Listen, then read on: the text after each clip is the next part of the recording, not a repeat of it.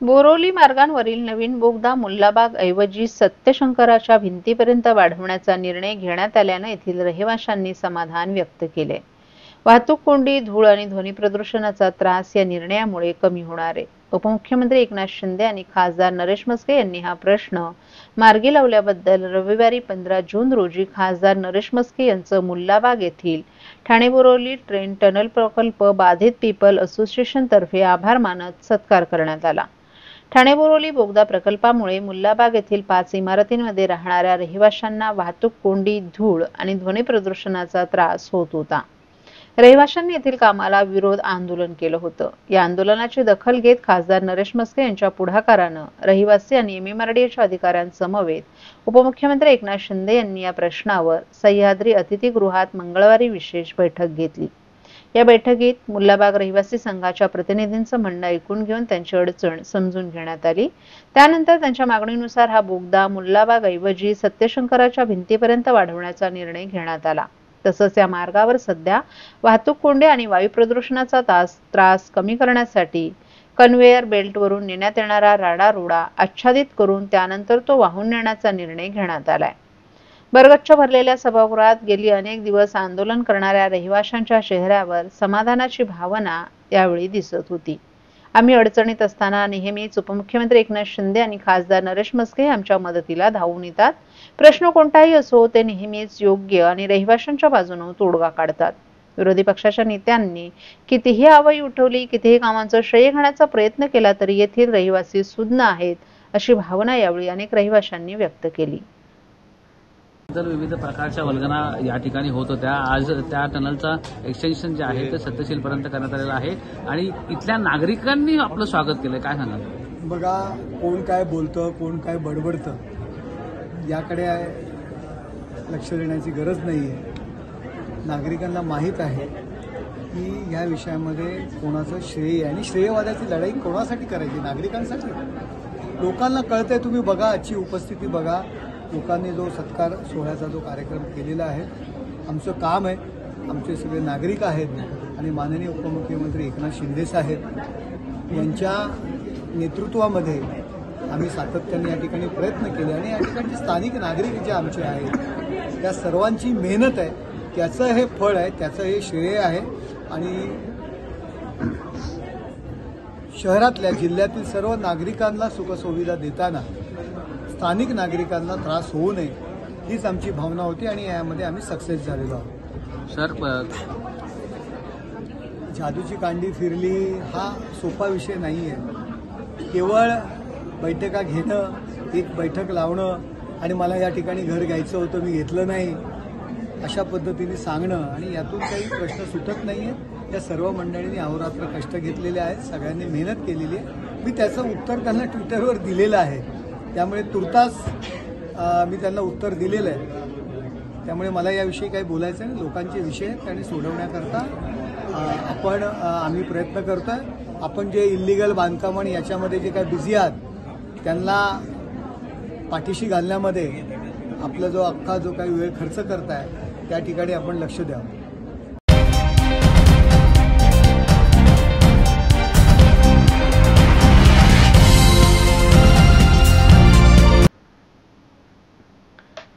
तब्बल 2 महिन्यांच्या सुट्ट्यांनंतर आजपासून शाळांना सुरुवात झाली आहे। विद्यार्थ्यांच्या मनात शाळेत येण्याची हुरहुर होती। आनंददायी शिक्षणातून शिक्षणाविषयी गोडी निर्माण व्हावी या उद्देशानं ठाणे महानगरपालिकेच्या वतीनं प्रवेशोत्सव साजरा करण्यात आला। ठाण्यातील किसननगरमधील ठाणे महापालिकेच्या शाळा क्रमांक 23 मध्ये शाळेचा पहिला दिवस प्रवेशोत्सव म्हणून साजरा करण्यात आला। यावेळी खासदार नरेश म्हस्के यांनी उपस्थित राहून विद्यार्थ्यांचं मनोबल वाढवलं। यावेळी विद्यार्थ्यांवर गुलाब पुष्पाचा वर्षावही करण्यात आला। तसंच गुलाब पुष्प आणि खाऊचं वाटप करून खासदार नरेश म्हस्के यांनी विद्यार्थ्यांचं स्वागत केलं। तसंच सर्व विद्यार्थ्यांना शालेय शिक्षण साहित्यांचं वाटप करण्यात आलं। यावेळी विद्यार्थ्यांच्या चेहऱ्यावर आनंदाचं वातावरण पाहायला मिळालं।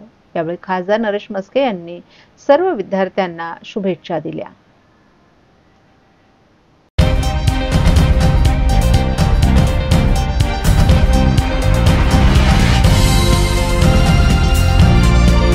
श्रीमती सुनीतीदेवी सिंघानिया स्कूलमधील शिक्षकांसह सुमारे 45 विद्यार्थ्यांना डेंग्यू आणि मलेरियाची बाधा झाल्याचं वृत्त ठाण्यातील वर्तमानपत्रातून प्रसिद्ध झालं होतं.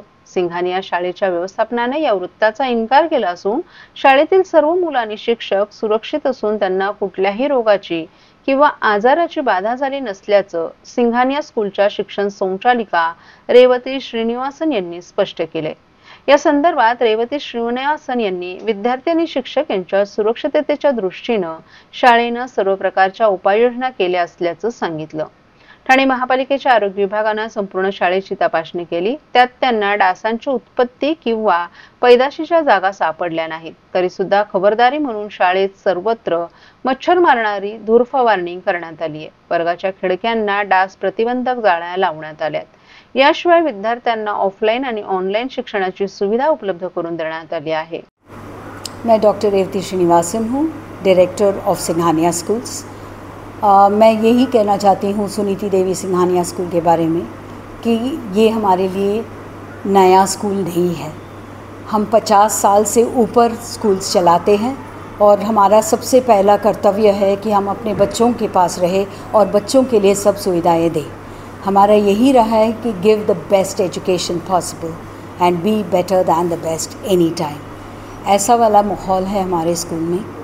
और मैं ये बोल रही हूँ कि जहाँ इन्होंने बोला है कि इतने सारे कोविड केसेस हैं और सॉरी डेंगू केसेस हैं, हमको मालूम नहीं है कितने केसेस हैं, हमको कुछ नहीं मालूम.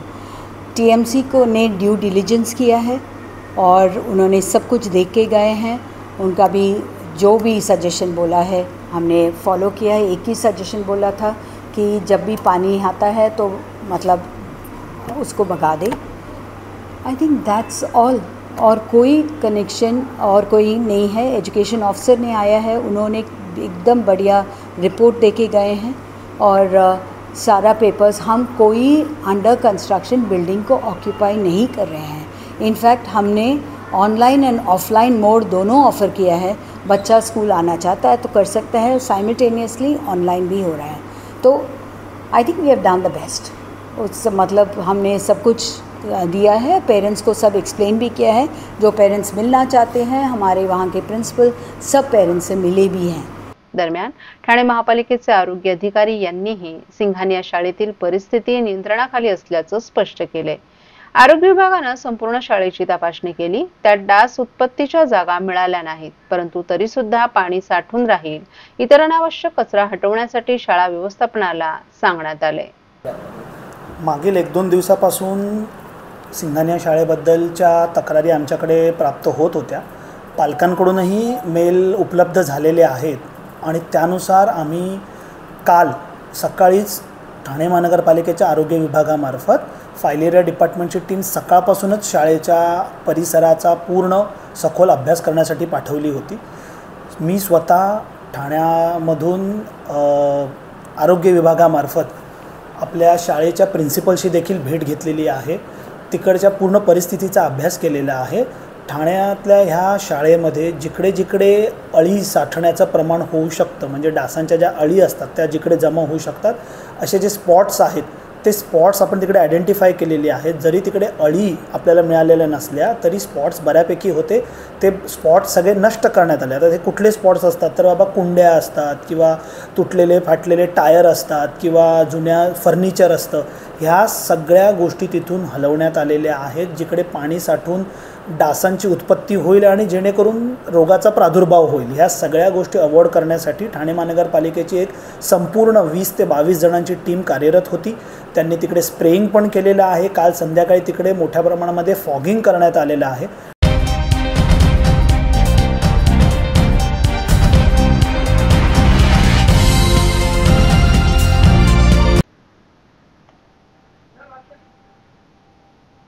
पंतप्रधान नरेंद्र मोदी यांच्या नेतृत्वाखालील मोदी सरकारची 11 वर्ष सेवा, सुशासन आणि गरीब कल्याणला समर्पित आहे.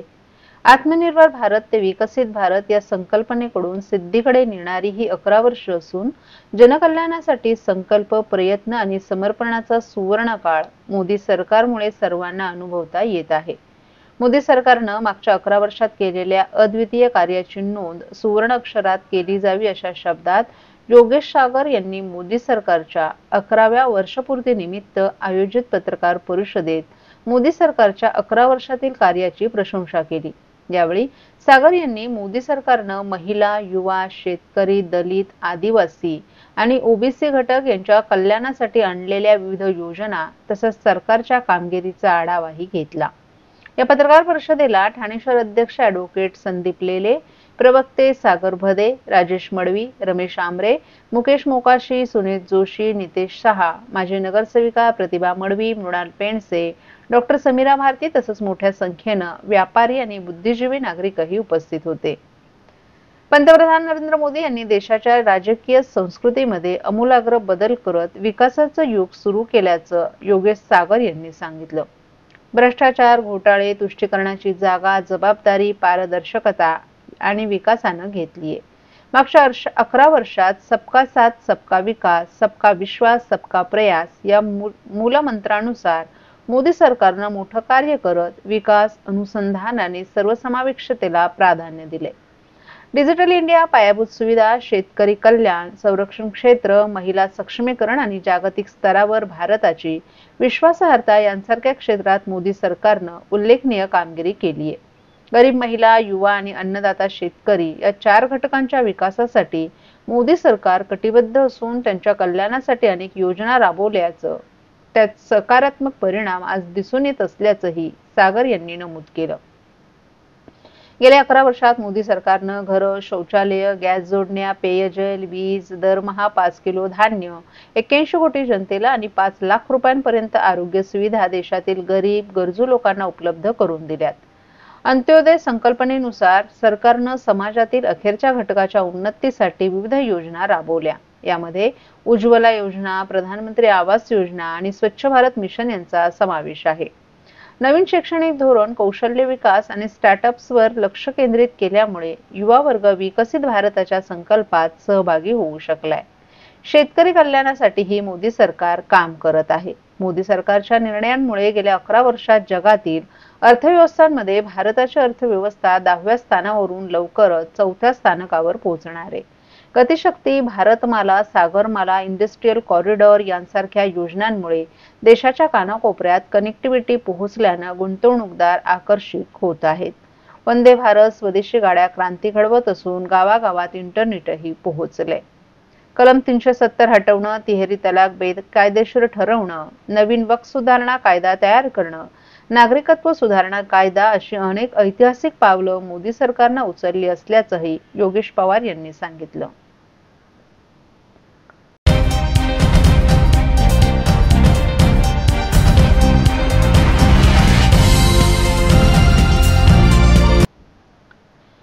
सावरकर नगर परिसरातील म्हाडा वसाहतीमधील plot number A28 Bhagwati orchid बंगला सावरकर नगर येथे मागील 3 ते 4 दिवसांपासून बंगल्याच्या छतावर नवीन मोबाईल नेटवर्क टॉवरचं बांधकाम सुरू आहे। महाराष्ट्र शासनानं मोबाईल नेटवर्क टॉवर बसवणं या संदर्भात मार्गदर्शक सूचना आणि नियमावली प्रसिद्ध केली आहे। याचं पालन होत नसल्याचं तसंच महापालिकेकडून कोणतीही परवानगी न घेता या मोबाईल टॉवर उभारण्याचं काम सुरू असल्याचा आरोप स्थानिक नागरिकांनी केलाय।